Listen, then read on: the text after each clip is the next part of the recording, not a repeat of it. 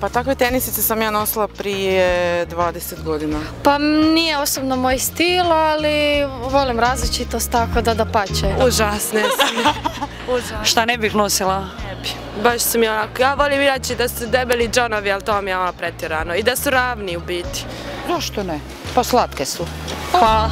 Slatko mlado, eto, šta više. Pa ne znam, izgledaju lijepo, ali vjerojatno na meni baš ne bi. Aha, ovima koji imam fora su. Meni su ružne, iskreno. Tebi se ne sviđaju, mami se sviđa, ali tebe ne. Meni su baš fora. Okej. Nešto fantastično. Ja pokušavam biti u trendu. Pa vidim da imate neke udobne, ali biste nosili ove ili ne? Bi. To, gdje ih mogu naći? Opet imaš slične. Ili iste. Slične? A, pa to je to, da, onda smo mi zapravo isti tim. Ne, bila sam premlada tada. Ne, ja sam se rodila 91. pa...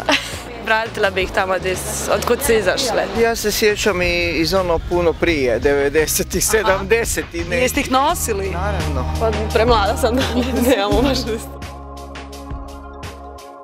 Pa čak bih možda skombala sa običnim crnim trapkama uskim, ali gore nešto sličnog uzorka, tipa zebra, nešto slično. Pa mislim da točno ovako kao što ti sad, znači uz zeleno i roza. Hvala ti.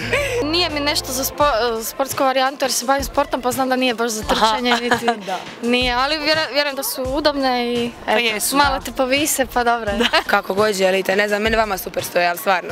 Traperice, ne znam, neki kaput gore, nešto. Pa upravo ko vi, kako je nosite. Da, no tako nešto. Na uske hlače sigurno i da tak neke stilu duboke hlače i onda neka majica opet široka.